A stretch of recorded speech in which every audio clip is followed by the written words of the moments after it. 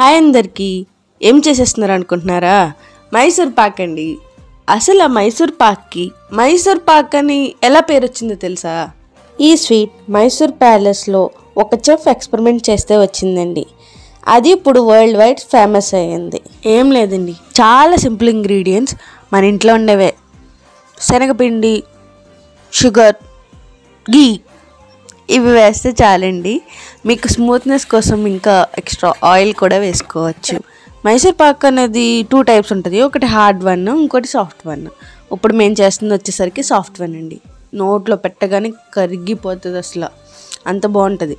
ఇంతకీ పేరు ఎలా వచ్చిందో చెప్పలేదు కదా. మైసూర్ ప్యాలెస్లో చేశారు కాబట్టి మైసూర్ అని.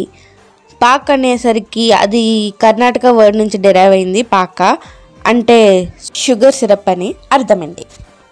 చూసేసారు కదా, మీరు కూడా ఒకసారి ఇంట్లో ట్రై చేసేయండి. ఇంకా లైక్, సబ్స్క్రైబ్ చేసేయండి.